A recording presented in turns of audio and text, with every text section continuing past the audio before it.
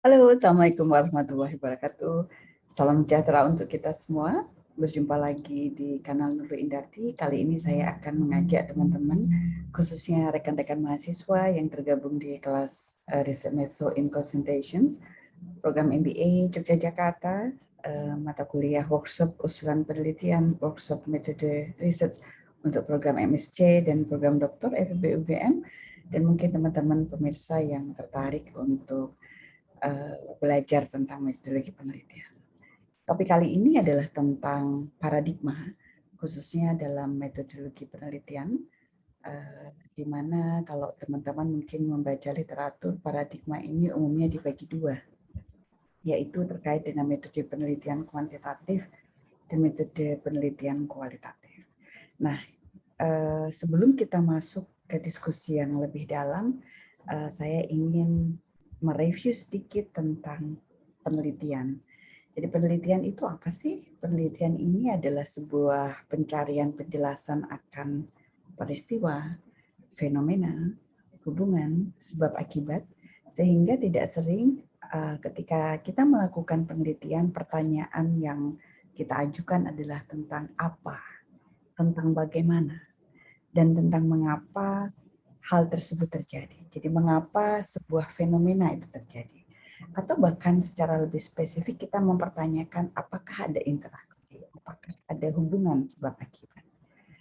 Nah, teman-teman, yang kita diskusikan dalam ranah materi pembelajaran kita, penelitian yang kita bahas adalah penelitian yang berbasis pada pendekatan sistematis, yaitu scientific research atau penelitian ilmiah. Saya pernah sampaikan di kelas bahwa ada juga loh penelitian yang tidak berdasarkan pendekatan ilmiah. Sehingga ini kita perlu menyepakati bahwa yang kita bahas itu adalah pendekatan atau penelitian dengan menggunakan pendekatan sistematis yang tujuannya adalah untuk memperoleh dan mengkonfirmasi pengetahuan baru yang handal atau reliable. Nah, ternyata dalam literatur pendekatan sistematis ini kemudian cukup beragam. Mungkin dilakukan karena dasar kebiasaan, apa yang diyakini selama ini sebagai sebuah kebenaran, ada aturan-aturan tertentu yang digunakan, jadi ada semacam tradisi, ada semacam kesepakatan tertentu dalam banyak peneliti ilmu sosial gitu ya, sehingga kemudian menimbulkan atau memunculkan beragam aliran dalam pendekatan sistematis ini atau bagaimana penelitian itu dilakukan. Nah, di sesi ini, teman-teman, kita akan bahas paradigma, khususnya paradigma di metode penelitian. Seperti yang tadi saya sampaikan, ada dua paradigma besar, yaitu paradigma metode penelitian kuantitatif dan kualitatif. Tapi sebelum ke sana, saya juga ingin sedikit mengajak teman-teman untuk menilik dalam paradigma ini dalam ilmu sosial. Ilmu sosial ini kan muncul setelah manusia cukup mapan atau cukup mengalami perkembangan dalam memahami ilmu alam atau natural science. Sehingga ketika ilmu sosial itu muncul, yaitu ilmu yang bicara tentang interaksi bagaimana manusia berinteraksi dengan manusia lain, berinteraksi dalam konteks individu maupun kelompok maupun organisasi dengan lingkungannya gitu. Ini sangat diwarnai oleh pengaruh dalam pendekatan sistematis yang ada di ilmu alam, di mana kemudian muncul pandangan dalam ilmu sosial terkait dengan paradigma penelitian ini, yaitu positivis. Positivis ini memandang bahwa sebuah pengetahuan yang dihasilkan itu harus mendasarkan pada aspek yang memenuhi kriteria objektivitas. Peneliti tidak boleh berada dalam fenomena itu sendiri, sehingga peneliti menempatkan objek sebagai sesuatu yang berjarak dengan peneliti, maka aspek yang sangat dijunjung adalah aspek objektivitas. Nilai itu sebagai sesuatu yang free, ya, tidak memasukkan aspek interpretasi. Ini kemudian mewarnai bagaimana penelitian sosial itu didekati dan diteliti. objektivitas, kemudian kriteria-kriteria yang dipandang sebagai kriteria umum dan benar. Gitu. Ketika kita membicarakan kriteria penentuan bahwa ini baik, buruk, dan sebagainya, itu didasarkan pada pendekatan yang umumnya berbasis data, dan itu sifatnya adalah kuantitatif, sehingga umumnya dalam pendekatan positivis atau paradigma positivis banyak peneliti menggunakan parameter-parameter statistik karena kebenarannya lebih mudah dipertanggungjawabkan dan kemudian lebih diterima secara aspek keilmuan. Nah, yang kemudian di paradigma positivis ini sangat mewarnai hampir sebagian besar sekolah bisnis di Indonesia bahkan di dunia. Sehingga kemudian kita sangat terekspos, mahasiswa, Bapak Ibu dosen itu sangat terekspos dengan pendekatan kuantitatif. Nah, dalam perjalanannya, fenomena sosial itu ternyata mungkin menjadi dangkal ketika kita berjarak dengan fenomena. Sehingga pemahaman yang dangkal ini memberikan kritik terhadap pendekatan atau paradigma positivis yang melihat objek fenomena sosial itu tidak dari objek ya. Jadi dikritik bahwa bagaimana kita bisa memahami interaksi manusia dengan manusianya kalau kita berjarak dengan objek. Meskipun juga dasar berjarak itu ada argumentasi dan ada justifikasi yang diajukan gitu ya. Sehingga ini kemudian dikritik oleh pandangan lain yang disebut sebagai interpretif. Interpretif ini memberikan kekuatan untuk memahami fenomena sosial itu dari dalam fenomena itu sendiri. Sehingga banyak peneliti interpretif social science ini masuk ke dalam fenomena sosial. Sehingga kalau kita masuk ke dalam fenomena sosial, kita berinteraksi dengan sangat dekat dengan objek, maka apa yang sangat mudah dikritik? Objektivitas. Sehingga dalam pendekatan interpretif, nilai tidak bebas. Nilai tergantung bagaimana perspektif itu diinterpretasikan. Bagaimana peneliti menggunakan perspektif objek. Sehingga memang value tidak free. Kemudian karena ini kita berdekatan dengan objek, maka mungkin parameter-parameter kuantitatif yang sangat rigid ini tidak terlalu bisa dipenuhi. Nah ini Bapak Ibu, dua pendekatan ini, dua paradigma ini sangat mewarnai sekolah bisnis di Indonesia dan juga di seluruh dunia. Dalam pendekatan atau paradigma interpretif, yang dominan adalah penelitian kualitatif.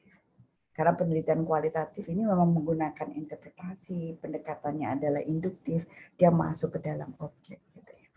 Terus saya juga ingin menyampaikan dalam penelitian positivis, itu juga dikenal dua metode yang digunakan, yaitu pendekatan dengan metode kuantitatif dan pendekatan dengan metode kualitatif. Jadi ada positivis kuantitatif dan ada positivis kualitatif.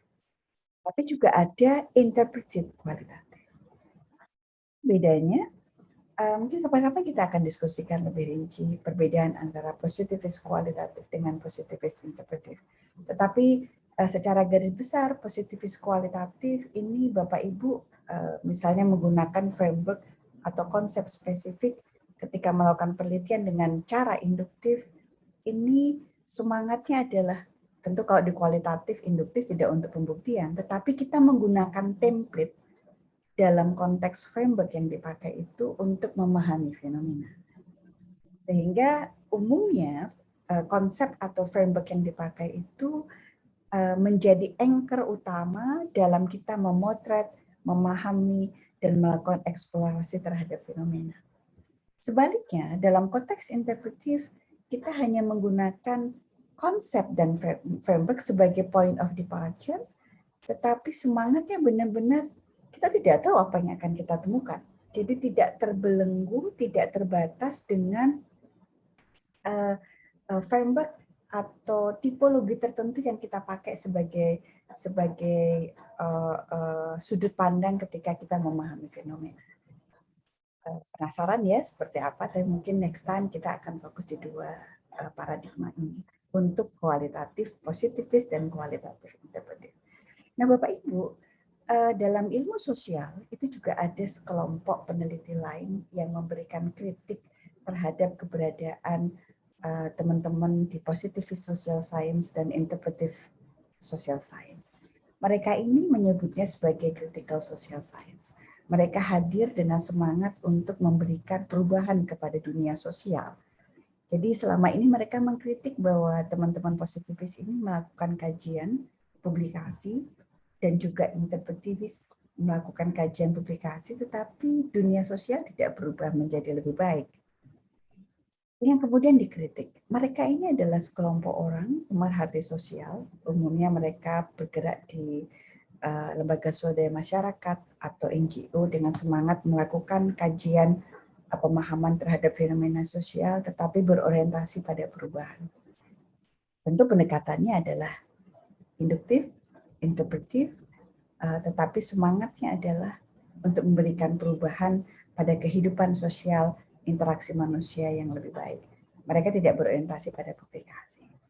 Menarik ya, memahami tentang bagaimana kebiasaan peneliti-peneliti sosial dan apa yang diyakini itu melingkupi cara mereka menghasilkan pengetahuan. Nah, teman-teman, saya tidak ingin mendiskusikan sangat detail di paradigma ini, tapi penting untuk kita ketahui bahwa penelitian, metodologi penelitian itu juga punya kebiasaan atau tradisi bagaimana pengetahuan itu diciptakan dan dihasilkan, gitu ya. Nah, selanjutnya kita akan masuk di masing-masing perbedaan antara metode kuantitatif dan metode penelitian kualitatif.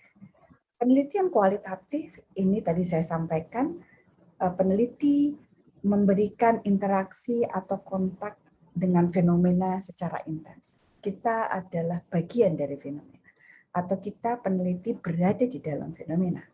Sehingga dalam penelitian kualitatif, instrumen penelitian adalah peneliti. Maka kalau kita menganggap bahwa kita adalah bagian dari fenomena, apa konsekuensinya? Ya, kita akan tahu banyak sekali, tapi tentang satu hal yang sangat spesifik. Dan karena kita menjadi bagian dari fenomena, maka tidak salah. Kita akan menjadi sangat subjektif terhadap fenomena, yang mungkin akan mengarahkan pada bias yang tinggi. Nah, sebaliknya, penelitian kuantitatif ini berjarak atau kemudian berada di luar, ya, sehingga kemudian ketika kita berjarak dengan objek, ketika kita berada di luar dengan objek, ya kita hanya bisa mengetahui sedikit tentang objek, tapi mungkin lebih menyeluruh, gitu ya. Sehingga kalau kita berjarak, kita memiliki kekuatan objektivitas. Tapi jangan salah, mungkin kita tidak lengkap dalam memahami fenomena. Ya. Yang selanjutnya adalah apa yang menjadi fokus dalam penelitian kuantitatif. Penelitian kuantitatif ini hanya mengambil satu sisi dalam seluruh kehidupan fenomena sosial. Kalau kita mengamati kehidupan seseorang, kita hanya mengambil satu slice, satu lembaran kehidupan dari sekian halaman kehidupan seseorang, gitu. Sehingga konsekuensi mungkin kita terlalu menyederhanakan kompleksitas. Sebaliknya, dalam penelitian kualitatif kita melihat keseluruhan fenomena. Bapak Ibu bisa membayangkan jika peneliti melakukan kajian dan melihat seluruh fenomena sosial, apa yang bisa kita apa yang akan terjadi? Ya mungkin kita akan mendapatkan too many informations, too much informations. Akhirnya kita akan tersesat. Sehingga tidak jarang dalam penelitian kualitatif banyak peneliti yang at the end of the sessions dalam proses pengambilan data itu get lost. Dia punya banyak data tapi tidak tahu apa yang harus dilakukan. Ini yang kemudian agak tricky ya. Artinya ini menjadi tantangan tersendiri bagi peneliti-peneliti sosial khususnya dengan pendekatan kualitatif. Nah, yang selanjutnya apa yang menjadi preferensi ya bagi peneliti kuantitatif dan kualitatif. Jadi karena peneliti kualitatif itu melihat secara keseluruhan, maka mereka lebih suka menggunakan teori-teori dengan pendekatan proses. Teori-teori yang bisa mencermati, memotret fenomena secara berkelanjutan ya dalam kurun waktu yang lebih lama, sehingga data yang akan dipakai itulah data longitudinal. Dan ini tidak sama dengan penelitian dengan pendekatan kuantitatif. Karena hanya melihat satu slice atau lembaran kehidupan, tentu teori yang akan dipakai Dan data yang dipakai adalah data yang terkait dengan data cross sections, data sekali waktu. Sehingga memang tujuannya dalam penelitian kuantitatif, preferensinya itu sering mengkaitkan hubungan antar satu variabel dengan variabel untuk mendapatkan penjelasan. Sementara dalam penelitian kualitatif ya kita mengikuti flow yang ada untuk memahami fenomena. Ini menjadi berbeda. Nah, yang selanjutnya karena penelitian melibatkan pendekatan sistematis seperti yang teman-teman lihat di sini, kedua penelitian dengan metode kuantitatif dan kualitatif ini memiliki alur atau tahapan sistematis. Hanya saja teman-teman bisa lihat. Jadi kalau di kuantitatif kita menggunakan pendekatan atau prosesnya adalah deduktif. Deduktif ini umumnya rigid, ya, runtut, sistematik. Jadi kalau setelah hipotesis itu ya desain penelitian atau hipotesis itu dibangun ketika kita melakukan banyak literatur review, gitu. Dan hipotesis itu adalah jawaban sementara. Sehingga urutan ini adalah urutan yang mungkin seakan kaku ya, rigid yang harus dilakukan. Maka kekakuan itu mencerminkan kualitas penelitian di pendekatan kuantitatif. Sebaliknya, karena tujuan atau semangat utama atau prosesnya dalam penelitian kualitatif itu adalah induktif, dengan tujuan discovery. Ya, kita kalau melakukan discovery itu kan tidak tahu apa yang akan kita temukan ya. Sehingga dalam banyak proses, dalam banyak tahapan ini tidak mudah untuk jadi runtut. Bahkan terkadang setelah kita masuk ke sebuah fenomena, ke perusahaan menyelami apa yang terjadi di dalamnya untuk menemukan apa masalahnya, kita kemudian kembali lagi dengan membaca literatur, ternyata masalahnya bukan seperti yang kita bayangkan. Sehingga teman-teman dalam penelitian kualitatif, peneliti dituntut untuk bisa fleksibel. Ya, fleksibel dalam aspek bahwa kita harus bersiap dengan banyak perubahan selama proses penelitian ini dilakukan. Sehingga konsekuensinya apa? Ketika ada aspek fleksibilitas, tentu proses penelitian umumnya lebih lama dibandingkan penelitian dengan pendekatan kuantitatif. Tapi saya perlu memberikan catatan bahwa kedua pendekatan, baik induktif maupun deduktif, baik kuantitatif maupun kualitatif, ini bisa juga tidak cepat jika peneliti memang tidak mengerjakan. Jadi tidak selalu benar kalau Anda menggunakan pendekatan kualitatif itu pasti lama, tidak. Dua-duanya bisa lama kalau tidak dikerjakan. Ini yang kemudian menjadi catatan. Nah, teman-teman, secara garis besar perbedaan kuantitatif dan kualitatif induktif, karena dia induktif, kecenderungannya adalah subjektif, impresionistik,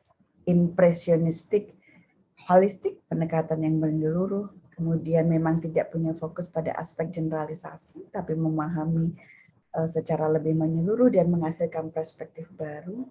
Umumnya dia melibatkan cases, konteks, dan pola tertentu dalam fenomena, dan dia berfokus pada kata-kata, ya, dan probing. Sementara di kuantitatif, deduktif. Karena deduktif cenderung bisa memberikan kekuatan dari aspek objektivitas, konklusif, umumnya menggunakan istilah variabel independen dan dependen. Dan ini secara umum di literatur juga dikatakan pemilihan samplingnya adalah random, probabilistik. Secara umum ya, meskipun nanti dalam konteks Indonesia ada perbedaan. Kemudian fokusnya pada generalisasi sehingga bisa melihat dari fenomena tertentu dalam konteks yang lebih luas gitu ya. Kemudian tujuannya adalah untuk mencari penerimaan secara ilmiah ya dengan parameter-parameter statistik tertentu, maka umumnya analisisnya adalah analisis statistik sehingga berfokus pada number dan perhitungan. Nah, teman-teman bisa melihat dan tadi mencermati bahwa kuantitatif tidak sama dengan kualitatif. Lalu sebagai peneliti kita akan memilih yang mana? Teman-teman perlu ingat bahwa metode penelitian atau ilmu tentang metode itu adalah ilmu tentang cara penelitian dilakukan. Tentu ketika kita memikirkan cara penelitian dilakukan, bagaimana kita melakukan sebuah penelitian, kita perlu merujuk pada apa yang sebenarnya kita cari, yaitu ilmu pengetahuan seperti apa yang akan kita hasilkan. Nah, karenanya karena ada plus minus dalam sebuah penelitian, metode penelitian, mungkin saya ingin mengajak teman-teman, kalau ada pertanyaan, pilih yang mana. Mungkin kita akan mengacu pada aspek yang saya beri warna kuning. Jadi karena metode penelitian adalah sebuah cara bagaimana penelitian itu dijalankan untuk menjawab pertanyaan penelitian, untuk mencapai tujuan penelitian, dan menyelesaikan masalah penelitian, maka keputusan penggunaan metode termasuk paradigma dan ini menjadi bagian desain penelitian yang harus diputuskan oleh seorang peneliti itu tidak ditentukan dari apa yang kita bisa ya, apa yang kita mau, tetapi ditentukan bagaimana penelitian itu akan Anda jalankan, yaitu rumusan masalah. Apa yang melatar belakangi penelitian Anda dan bagaimana Anda memilih apa yang menjadi masalah utama dalam penelitian Anda, lalu bagaimana Anda memformulasikan pertanyaan penelitian yang akan dijawab dan tujuan penelitian yang akan disasar. Jadi kedua metode penelitian ini sama-sama penting dan sama-sama bisa menghasilkan pengetahuan yang baru dan reliable, yang handal. Tinggal bagaimana kita menggunakannya tergantung kebutuhan penelitian kita sendiri. Demikian teman-teman, semoga pemaparan ini bermanfaat dan memberikan pemantik pemikiran Anda untuk merefleksikan apa yang Anda lakukan dan memudahkan pemahaman Anda terkait dengan beragam paradigma khususnya di metode penelitian, utamanya adalah di metode kuantitatif dan kualitatif. Semoga bermanfaat. Kurang lebihnya mohon maaf, saya tutup. Assalamualaikum warahmatullahi wabarakatuh.